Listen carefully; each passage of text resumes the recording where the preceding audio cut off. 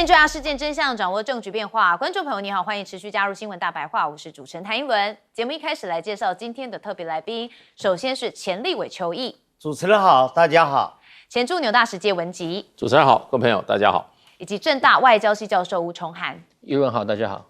好，观众朋友，我们知道现在美伊开战啊，到底要打到什么时候？大家有点看的有点懵哈。好，我们先看到的是伊朗哦，他们在昨天的时候有在开展真实承诺4的第89波的打击行动。好，说动用超过100枚的重型导弹，范围是覆盖了以色列的全境。好，所以你可以看到相关画面也出来啊，他们动用的超过100枚的重型导弹、攻击型无人机跟200枚的火箭弹，打击的范围覆盖以色列自北到南全境。还说啊，这次的行动针对的是以方的军事目标跟相关人员聚集的区域实施打击。那巴林有一处据称有80名美军人员的地点也遭到了精确的打击。好，所以伊朗他们持续是有一些出手而且他们是要精准的瞄准。好，但是呢，今天啊，很多观众朋友跟英文一样都守在电视机前面，早上9点的时候，原因就是因为美国总统川普啊，他再度发表了他的谈话演说。好，那当然就是要讲跟伊朗之间的部分哈。他说啊，美国在伊朗战争当中取得了压倒性的胜利，海军跟空军都被全数歼灭，飞弹能力也遭到削弱。所以接下来2到3周内会给予伊朗极其沉重的打击，说要把他们打回石器时代。他说那是他们该待的地方。好，那我们看到了2到3周的这个期间所以大概还要在半个月哈。好，那美国防长赫格塞斯啊，则说啊，未来几天就是这场战争的决定时刻。那他还警告伊朗说你不谈的话，会被打得更惨。好，那现在呢，大家也关心说啊，美军到底目的是什么？那现在有一份计划曝光就是华盛顿邮报在1号的报道，说有2名知情人士透露说，美国的军方在上周已经向川普提交了一项夺取伊朗大约是454公斤的高浓缩铀的计划。好，内容包含的是空运挖掘设备，还要建造跑道，以及让运输机将相关的放射性物质给运出，所以可能需要暂时的占领。好，当然呢，现在呢，大家就很好奇，到底这个计划是不是真的？那我们也看到伊朗真的是不甩美国因为呢，就在那个川普说停火的这部分这个伊朗的外长也打脸他说没有谈判这回事，而且他说我们现在对美国真的是零信任。好，这是伊朗的外长阿拉奇，他说伊朗的目标是终结战争，而非暂时停火。他说停火实质保障那也批评华府缺乏诚意，每次都只会让美国跟以色列保留重新发动攻击的空间。那他甚至说啊，对伊朗而言没有表示讯息是透过伊朗外交体系传递。那现在跟美国谈判的信任度就是0。好，那伊朗的革命卫队也特别讲说啊，现在不会因为美国总统的荒谬表演而开放赫姆兹海峡。好，这是革命卫队表示说，赫姆兹海峡的局势现在牢牢掌握在他们的手中。那甚至他也强调说啊，不会因为你美国总统的荒谬表演而向敌人来开放。那这番表态就显示说啊，伊朗对于该战略的水道控制权以及其对美国的施压态度，那也很明显的可以看得出来革命卫队很明白他们自己手上的王牌是什么，就是赫姆兹海峡。好，那当然现在看到了川普的演说因为呢，他特别讲完了19分钟之后结果大家原本以为应该这个股票会涨还有这个油价会跌吧。No 忧虑好像都没有解除。川普演说结束之后油价应声涨。川普声称啊，冲突将在持续几周之后，全美的原油基准布兰特原油的价格竟然还飙升超过4%，达到每桶$105。那当然大家就吓疯啦，想说油是最准的这反映了大家对川普的说话完全不信任。好，那当然川普这一个谈话谈谈了19分钟，但是蛮多外媒的记者都说啊，真的只有4个字，叫老调重弹。有人还说啊，你把川普这一阵子社群媒体的贴文凑起来，就是他今天19分钟的谈话。好，那当然说他发表了19分钟的演说，内容没有提出任何新的进度，大致上就是重复最近一贯的论调。那相较之下他在几项关键的议题上面避而不谈，更受关注。那包含未提出结束战争的一个确切时间表，那也没有正面的回应战事带来的经济冲击。那甚至本来不是一直喊要退出北约吗？他在这19分钟里头也没有提及。好，那大家就对于他的说法可能是蛮失望的齁。好，那川普的演说仍然呈现的是他的旧立场。好，我们看到 CNN 的报道说啊，其实川普吹捧美军在过去几周之内取得了军事的进展。好，对于许多选民在心中最大的疑问还是战争究竟何时结束？好，跟伊伦的疑问是一样的齁。好，他在演说当中没有提供任何新的答案。好，唯一我们看到就是2到3周但是看到他还是持续的在部署嘛，所以大家还是满头问号。好，那前国务卿布林肯资深顾问陶法尼安则向 BBC 表示，他认为在听完川普的演说之后，其实美国民众对于这场对伊朗的战争反而可能会更加的困惑。好，所以听完了这19分钟的川普谈话，就如同听君一席话，如听一席话。好，就是19分钟过去了，没有什么改变，也没有觉得这世界变得好像有点希望其实我们是希望战争赶快结束啊，否则后面牵连的事情反而是更多的。好，那当然我们看到一开始川普伊朗当然他们现在还是持续的在动武当中因为外交部分我们先问杰大使。其实这个19分钟的讲话来讲，真的就跟媒体讲的话老调重弹，我们闭着眼睛这些话都不知道听了多少遍。可是它的整体的感觉，因为你个别句子你听不出来它到底它意图是什么样，整体的感觉就是说他是要打，起码没有听到说他要撤，起码没有说他要撤，他是要打，还要把人家打回石器时代。那打回石器时代，那就是大打，不是小打。所以我觉得川普事实上的话，我觉得他是应该是想要撤才会讲这些话，因为他打事实上的话，那他要付出更大的代价，他个人要付出更大的代价，这不符合他个人的利益。不过我觉得就是说，因为我自己工作背景关系，我觉得他的讲话喜欢用这种谈判语言。谈判语言是当领袖的人最好少讲。因为他基本上他都没有明确的讯息在里面，都是如果你怎么样我就怎么样，或者说我会做什么我都不会讲得很明确，都会怎么样，都会讲得很含混，把你打回石器时代，那这是什么意义？对不对？就不明确嘛。那事实上的话，就谈判有的时候那种讲话它都要有解释空间，对。那所以它这个东西就变成它是一种条件句之下。然后用一种又带威吓，又要跟你妥协这种谈判语言，川普都是用这种方法，这也是他今天把他自己搞成这个处境最主要原因。他什么认为都在谈判，政治领袖其实任何一个做领袖的人，他不是在谈判，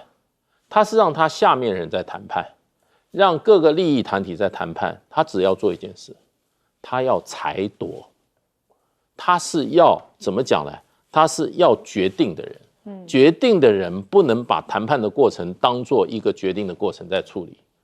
这个是非常犯大忌的。所以川普今天把他自己搞到这个处境就是他把任何都在交易，在谈判。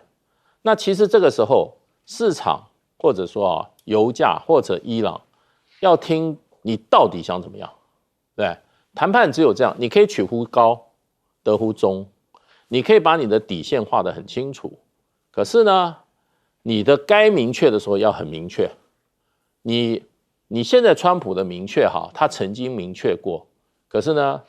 他又说话不算话。比如说，我给你48小时，你不做的话，我就要打，我就要打你的炼油厂。那你就要做48小时多少？那48小时说都我再换一下，换5天，5天以后又说再延10天。所以他这种就连谈判来讲的话，他也不及格。谈判不及格，做领袖做裁夺，拿捏做决定的时候他又不及格，所以他两者皆不及格。所以今天讲这句话，我只能说大家字里行间在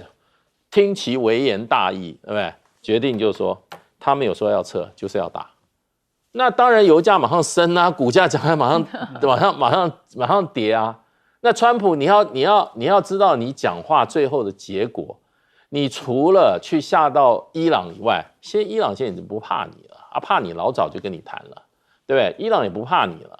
对你不要忘记啊，这个义和拳当时为什么这么厉害？他有神权，他有神明附体，神功护体，神功附体，他是贴着符咒的，对不对？刀枪不入的。你任何有神明进入的这种进入这种对抗有神的这种对吧？那你就不能用常理来判断，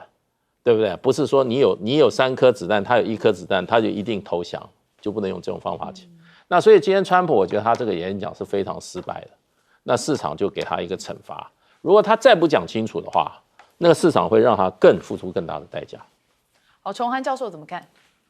目前暂时到为止依照一些西方媒体的报道，这个伊朗目前它大概失去了92%的大型船舰，80%的防空飞弹系统被摧毁，感觉它的一些主要的防御力跟武器是受到打击的。但是别忘了，他们转到地下跟转到游击的战法是非常明确的，而且他们也听说了，就把征兵年龄下调到12岁的都要上去，所以代表说伊朗要做一个长久持续性，我们讲 prolong war 是非常明确的哈。那在这样看起来，他还威胁说你去打没关系，我不怕你，我要攻击你们，要攻击美国的一些所谓的高科技设施，像 NVIDIA 都被锁定。好，那在这目前看起来的话，那政治领袖呢，伊朗政治领袖他们讲什么？像佩泽斯基就讲了，他说我们需要和谈没错，可是你不要是你们无条件的这样一直在欺负我们啊！你要和谈可以，我们要真的好好坐下来谈，什么时候停火，怎么停火。佩泽斯基是比较温和派一点的，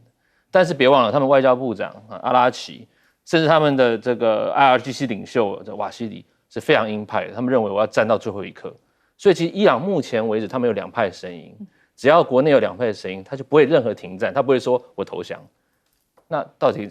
我们停战，至少有一方要先停嘛？那川普呢？川普会不会停？其实我觉得我们都知道，川普是一个我们讲重利transactional characteristics， 这所谓交易型人格，他重视的是他的金钱在摆动。我们在研究领导人发动战争的时候，我们常用理性决策论，就是领导人在打仗的时候，他觉得打比不打要好的时候，他就会打仗。好，那川普现在觉得，他当时就觉得我要打伊朗，因为你核武，你这个太为所欲为，让我这个名誉扫地所以我要打你。问题是现在油价这么高涨，我们再看荷姆斯海峡控制他控制这个战争以来是1500万到2000万桶的原油的输出每日那更不用讲各国现在荷姆斯海峡一封锁，油价开始跑。3月的时候最高大概到126美元一桶，后来也掉回来一点了，因为川普说我要停战，就掉回到90几块。可是今天又跑到108块啊。那在油价在跑的时候，美国人也会感受到，美国现在平均1加仑原油跑到这个油价跑到4美元那是平均有些比较贵的州7、8块美元。你觉得他其中选举要不要选？所以川普在思考很多东西的时候，我觉得他不仅仅在思考他什么时候要停战，他要考虑到说战争对他后面的影响。但是我们在讨论这个原油最重要的还有就是影响世界各国，不仅仅是我们日常用油，我们讲的战备储油其实真正是大家讨论战备储油是非常有道理，因为我们的战备储油有在用，而且不能用完。举方来说好了，日本的战备储油大概可以维持大概200天那亚洲最少的是韩国大概只能维持49天因为他们的储油设施非常的没有那么的完善。那台湾目前看起来，我们战备储油大概有90天依照经济部说我们有90天可是没有到90天，因为现在荷姆斯海峡封了，我们战备储油一直在跑那接下来我们该怎么办？不止美国，其他各国会不会有压力出现？那更不用讲储油，天然气目前看起来，台湾我们深受最大的麻烦就是我们天然气法定是供11天但是我们跟卡达基本上台湾27%的天然气供应是从卡达买过来的那当然我们还有其他地方，比如说澳洲我们也买，对不对？其他国家也买。问题是现在如果荷姆斯海峡继续在封锁的时候，有许多国家的天然气也受到影响，那这个时候该怎么办？我觉得川普现在面对的不仅仅只是这个他在烧钱在打仗，经济上、能源上面，我觉得也会逼迫他开始思考说什么时候该停下来。好，那当然，关于川普的这个19分钟演说，那有可能牵涉到一些谈判的部分，我们就要问邱毅委员。我说点不一样的。好，川普在白宫19分钟的讲话，媒体说老调重弹，毫无新意，基本上就是印度莫迪式的精神胜利法，就是在吹牛，所以油价应声上涨。可是你要了解，川普本身，他在19分钟的演讲里面，整体来看，你看出了什么？战争不是只打实体战，战争还打心理战跟神经战。川普其实利用佩泽西奇扬提出来说，对美国人民的善意，他提出来了。伊朗想要停火，这个消息一出来，神经战的效果、心理战的效果马上就吹动，所以革命卫队跟佩泽西奇扬的行政部门之间开始有了一些矛盾，也因为有了矛盾，所以第89轮的伊朗打击行动，你发现了，他已经乱了节奏了。他竟然这一次动了，是100枚的重型的弹道导弹，然后还有200枚的这个火箭弹，还有很大量的无人机。战争啊，如果打到了消耗战，那这个节奏不能被打乱啊。节奏战，所谓的战争的节奏，不是只打一天，它是打一个球季的球啊。就如同我们的徐若曦上去投球，你不要说今天他身体状态很好，让他撑9局，让他玩疯，不可能的事情。你有他一定的节奏。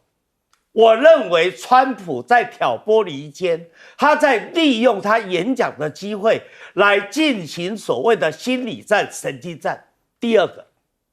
川普会不会打？会。基本上他已经提到。2到3周会结束对伊朗的战争，那在2到3周之内会怎么样？会猛烈的打，你不要忘了哦。一开始美国就说会有地域性的行动，这一次又说要把你打回石器时代，他在激怒伊朗，你知道吗？他在用2到3周在激怒伊朗，所以他会不会打？一定会打。什么打法？你发现他在整个19分钟里面没有再谈到地面作战哦，也没有谈到哈尔克岛哦，也没有谈到要去打通美国要打通荷姆兹海峡，他反而把打通荷姆兹海峡推给什么？说你们需要的人自己去打通，不是他要打通。战争就是在搞虚虚实实、真真假假。我认为现在川普一定会打，猛烈的打，而且打的重心就在荷姆兹海峡，也就是他今天故意完全不提的荷姆兹海峡，而且重点是放在中间最窄的那30几公里的6个岛，也就是伊朗所称的防御之湖。好，非常精彩哦！我们休息一下，回来继续讨论。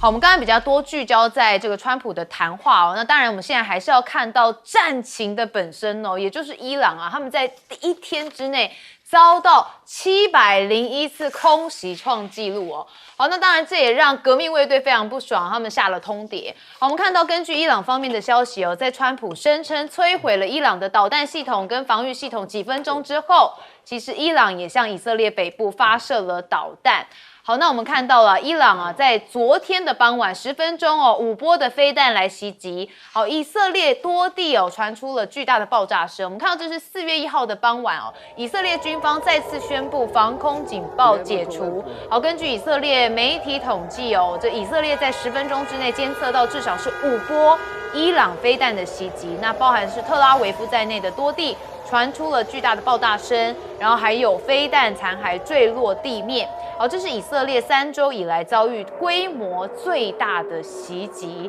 好，那伊朗的飞弹啊，还击中了以色列的贝内贝拉克哦，有多辆的汽车被毁损。我们一样带大家来看画面哦。那同时哦，疑似破坏了他们的供水系统。那你可以看到街道被整个淹没，所以现在呢，整个情形哦，似乎又再度是升高了警戒。好，以色列称打击伊朗的军工企业，那伊朗的导弹也是密集的反击。这4月1号，以色列国防军有说啊，以军持续的加大对伊朗的军工企业军事打击的力度。好，重点就是针对了伊朗武器生产体系跟国防核心设施展开了大规模空袭。好，打击了是伊朗的多个武器生产基地，还有导弹的生产以及储存的设施。所以目前看起来，伊朗、以色列这打来打去打得非常密集哦，感觉又到了另外一个节奏上了。大家就想说啊，这场战争要停战了，好像遥遥无期呢哈。好，我们看到川普啊，当然有呛虾嘛哈，他说啊，如果美国跟伊朗之间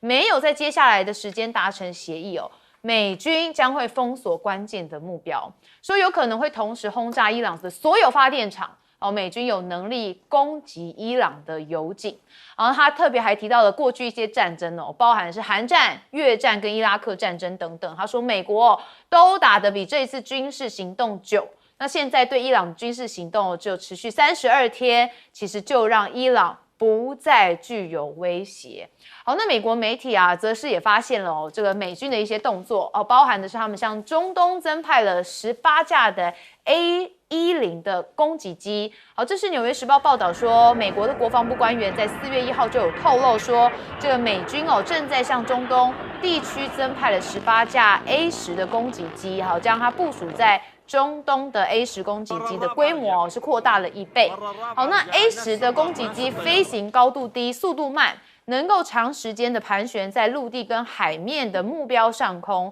但相较于战斗机A-10的攻击机在面对防空火力时其实是更脆弱的。所以根据美媒的分析呢，美军增派了这个攻击机，就表明了伊朗战略防空系统可能已经遭到重创所以还可以找这么低的速度跟低的飞行高度。好，那美国跟伊朗的战争挺不住吗？现在中东最大的金主阿联似乎希望川普继续打。我们看到《华尔街日报》报道说阿拉伯联合大公国其实很积极的游说联合国的安理会要授权相关的行动，为了就是要协助美国跟他们的盟友以武力来打通荷姆兹海峡。同时也呼吁美国跟欧亚组成联盟，以不惜一切的手段，就希望恢复荷姆兹海峡的通行。那阿联当然也有采取一些正式的行动，阿拉伯联合大公国3大航空公司都在官网宣布禁止伊朗公民入境或是经阿联转机。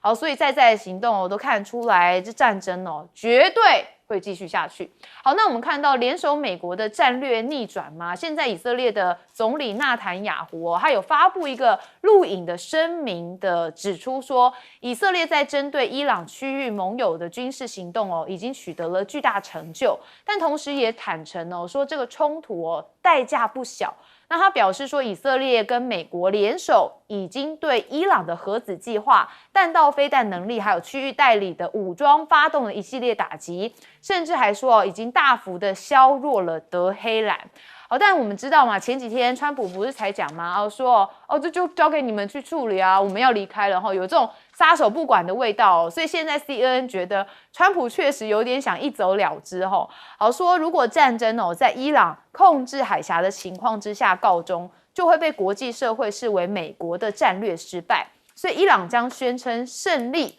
甚至可能自认已经重建了对未来攻击的威慑力。那退出战局，留下一个烂摊子，其实更符合川普的作风。好，比起建立新局哦，他更会摧毁现状，可能还会延续美国的优先原则。所以啊，全球是背了伊朗战争的黑锅哈。好，那川普呢，无视越战的教训，对伊朗开战。现在很多的国家哦，对美国主导世界这件事情开始有动摇了哈。好，那当然战争哦没有赢家，我们都希望和平哦，但是川普哦还是希望能够有战争。那他的目的是什么？很多人还是跨龙谋啦。好，但是我们还是看到伊朗现在重炮攻击以色列。我们要先问介大使。对，重炮攻击以色列的是因为以色列最近狂轰猛打伊朗，打的这个频率啊，跟他的那个打击目标啊，都是战争4个礼拜也最高的，而且还在升高。那我想这是在美国授意之下叫他这样做的，因为川普一向的做法就是啊，不是边打边谈啊，就是说啊，在谈判的时候打得更凶，而不是谈判的时候就停火，要在战场上制造在谈判桌对方必须要屈服的这种军事压力，这是川普一贯的策略。而且 CNN 讲说，川普想一走了之是没有错，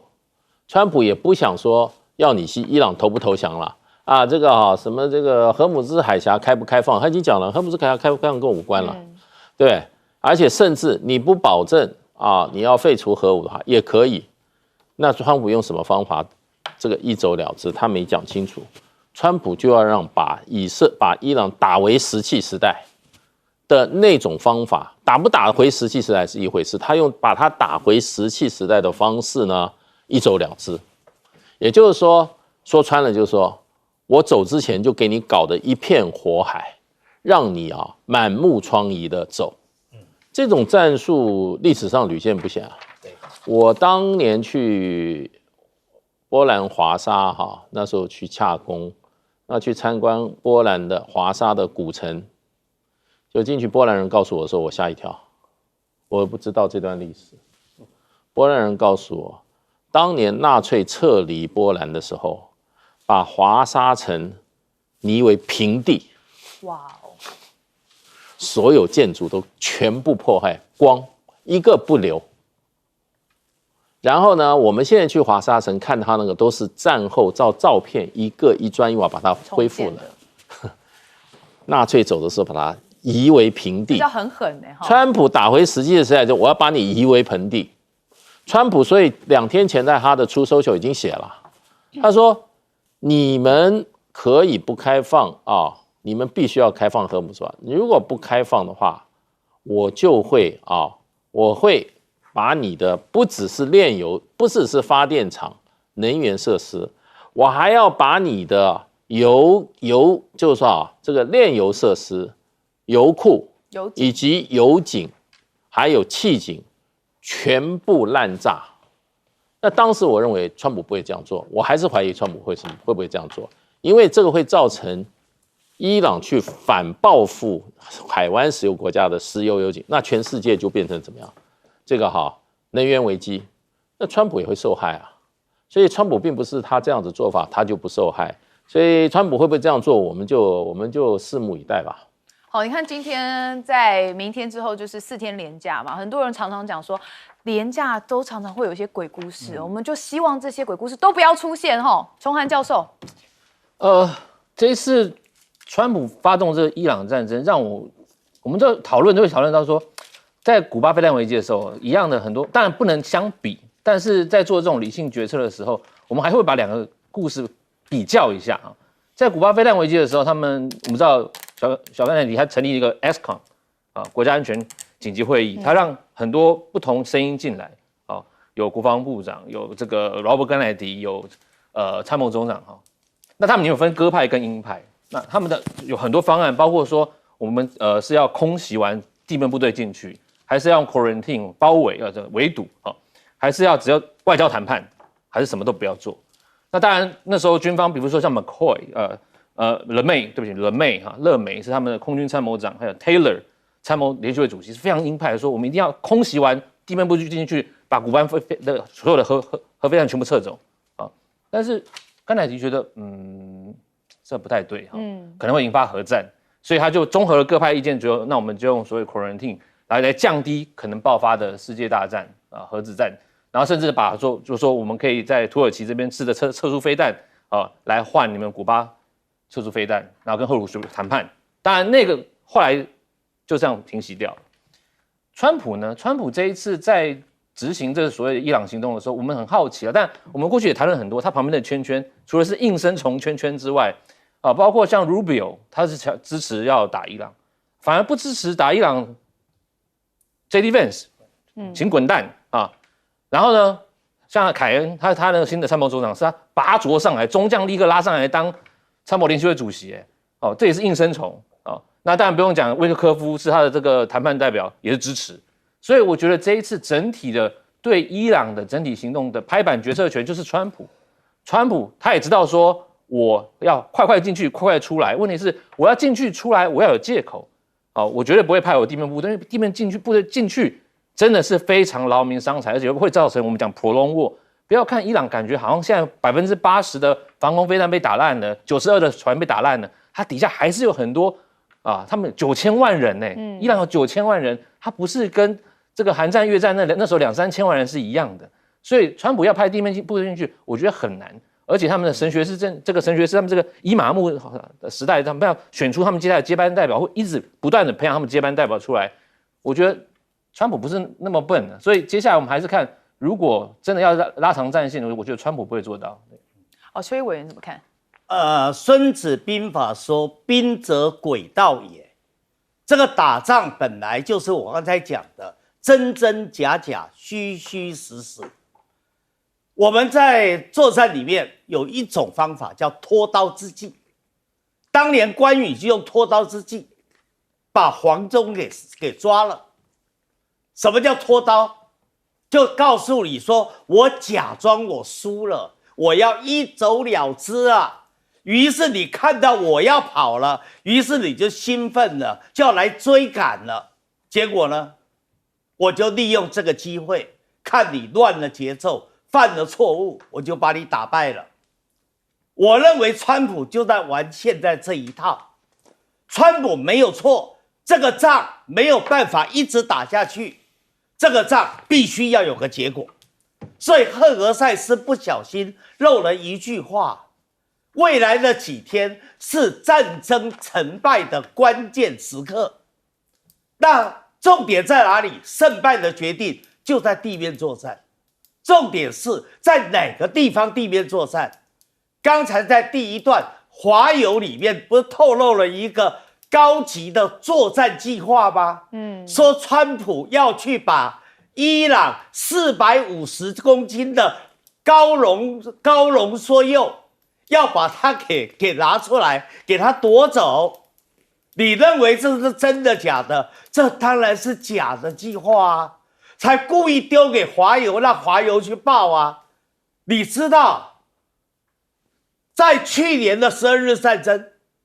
最后川普是用什么方式去摧毁伊朗的核设施？就是用 B2 轰炸机嘛，带着大型的钻地弹，对不对？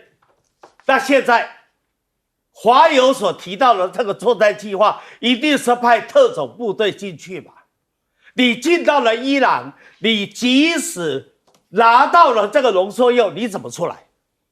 你根本测不出来啊！你会被全歼啊！所以我认为最后决战的重点仍然在荷姆兹海峡。但是不是原来大家谈的沸沸扬扬的那个哈尔克岛？因为你即使要拿下哈尔克岛，只要伊朗切断了伊朗本土到哈尔克岛的石油的输油管道，你拿下哈尔克岛干嘛？而且7000多个特战部队、特种部队在哈尔克岛上面，你就成为了被人家瓮中捉鳖的肉靶。你可能在上面也被围歼，所以真正川普要打的是什么？就是在荷姆兹海峡，刚才我讲的那6个小岛，那6个小岛才是关键的重点。所以为什么调18架 A10的攻击机到战场？这18架 A10攻击机都是什么？都是低速，都是低空，都是高航程，而且最适合夺岛战役的，是歼灭夺岛战役上面的部队的。好，所以从这里就看出川普真正作战的计划到底是什么。好，如邱毅委员所说的话，这3天哦，恐怕就是一个最大的关键。我们休息一下，马上回来。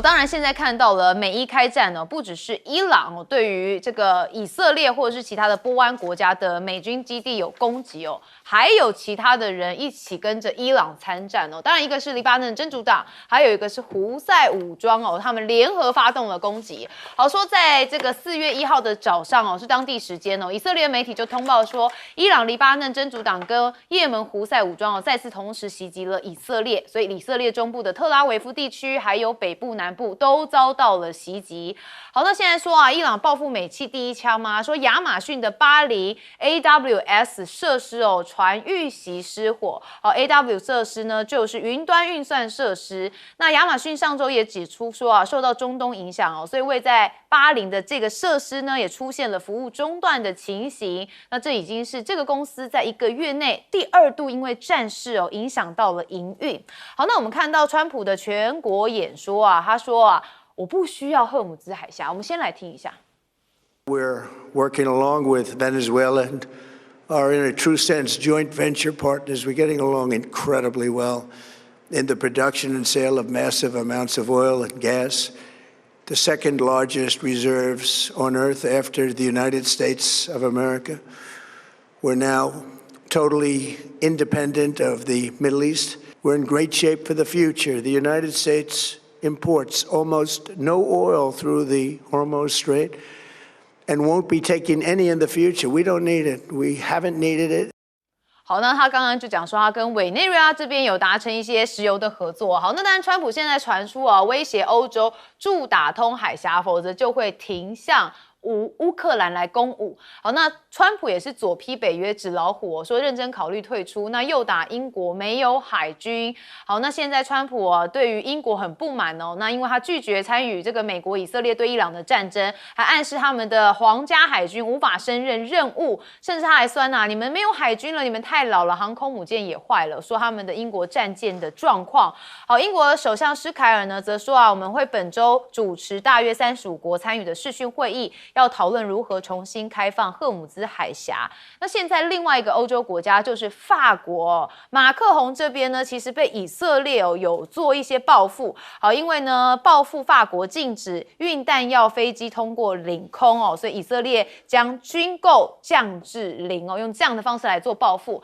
但是马克宏现在也有到日本他跟这个高市早苗见面所以你可以看到他们2个人玩了一个游戏。这什么游戏呢？我们来看画面，他们玩龟派气功啦这是日本经典的漫画《七龙珠》的招牌必杀技。那当然场面很逗趣看起来2个人也笑得很开心。但是目前在国际上面是蛮严肃的啦好，那当然高市早苗在东京的原赤坂的迎宾馆跟马克宏会谈。那为了应对赫姆兹海峡水路不畅的危机，所以2个人也确认了日法将继续的确保石油供应稳定而紧密的协作。好，那当然马克宏访日有暗批川普说没提前的通知之下做了伤害盟友的决定。那虽然他在整个话语里头没有点名，但很明显就是在暗讽川普。好，那法国的海军参谋长则是希望中国这边应该要赶快来参与讨论，因为你迟早要做这件事情的嘛赫姆兹海峡牵动的东西太多了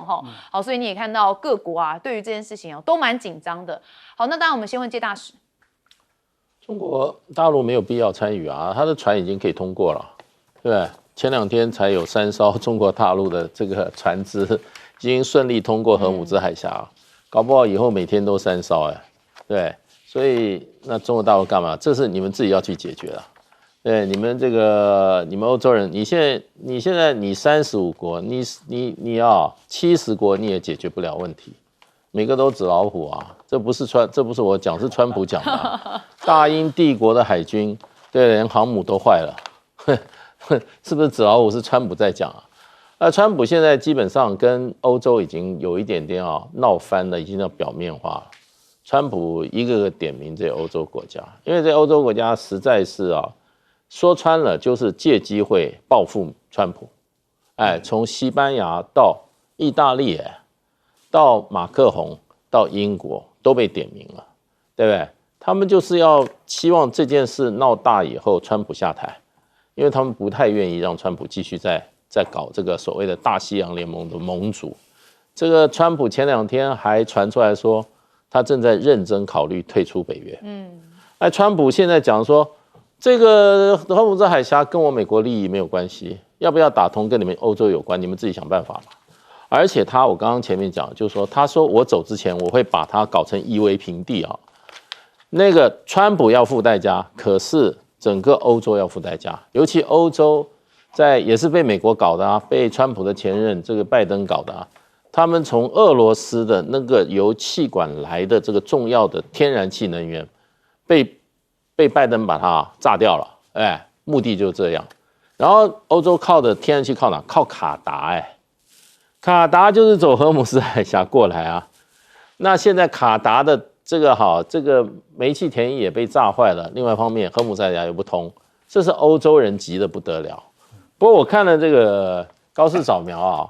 我就觉得他到底有没有搞清楚现在这个局势是什么样一个局？现在川普跟马克宏是表面还没吵开，可是心里面恨死对方了。那你这个高市早苗去跟马克宏搞这一套，川普看到了会气谁当然气高市早苗。所以我现在发觉高市早苗其实说穿了很白目。很白目。好，那当然因为国际的东西就是牵一发动全身邱毅委员。高市早苗，我再谈点不一样的啦高市早苗是标标准准，就是东京银座的妈妈桑的公关术。说实话啦，他在公关术上是有他一套你跟李在明2个会面的时候，他懂得打爵士鼓，还教李在明怎么打，把2个人的气氛搞热了，把2个人距离搞近了。他到白宫见川普，他懂得进到了晚宴的会场，一听到摇滚乐，他就开始摇摆的身体。你说哪一位日本的首相过去敢干这样的动作的？不止日本的首相了，各个国家的领导人都没有人这么干的，但是高市就是敢。好，那现在遇到了马克龙，他知道嘛，法国人浪漫所以他这时候又跟他玩七龙珠的这个龟派气功，你看玩的那么兴高采烈，也把2个人距离拉近了。可是我必须提醒，这种所谓的妈妈桑公关术，是见到谁我都让你心花怒放，都让你开心。那这样子就能够很快的引到了双方可以谈契合的谈判，这个是我们在教谈判学里面非常重要的一个部分。但是它只能作为助燃剂，它不能自燃，它只能助燃，也就是说它只能成为整个大餐里面的调味品。但是高市现在有一点把调味品当成主菜，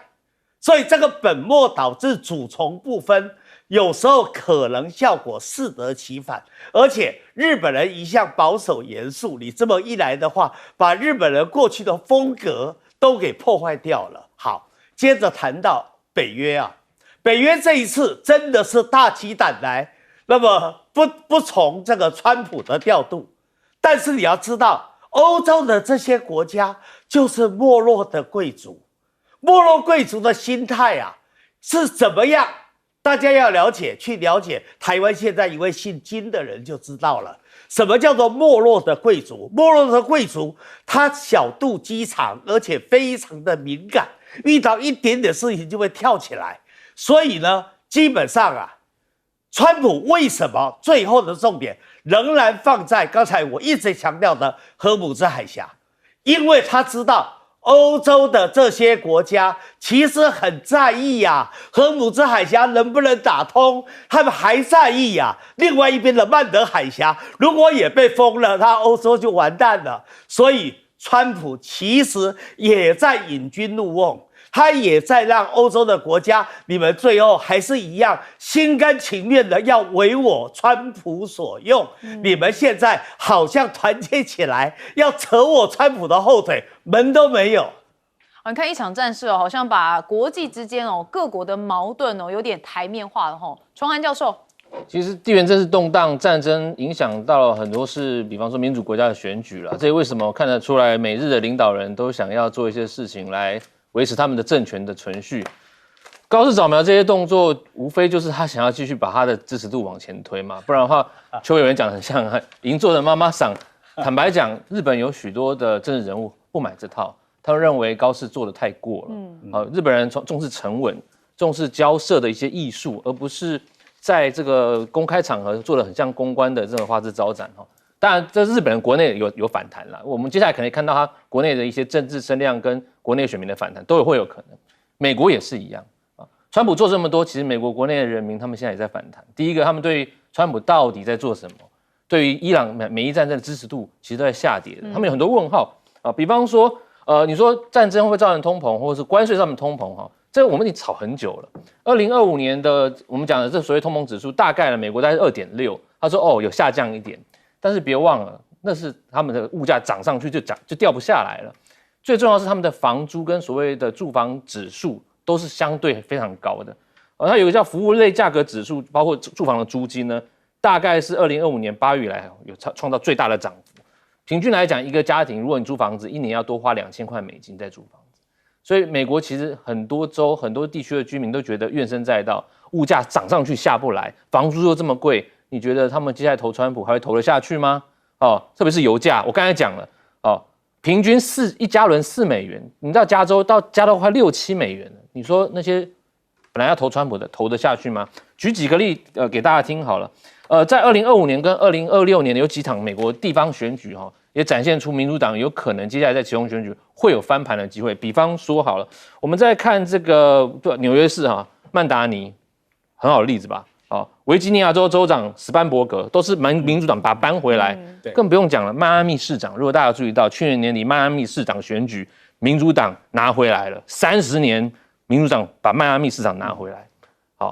这个就像什么意思？台南有一天国民党拿回来的意思是一样，很接近了坦白讲，这个是迈阿密市长这个 Higgins 是30年来首位民主党的市长，他也动摇了拉丁裔对于川普的支持，特别在那个地方叫戴德郡，迈阿密的市区叫戴德郡。2024年川普当选，在戴德郡，川普拿很高票拿回来了，这次民主党又把它收回去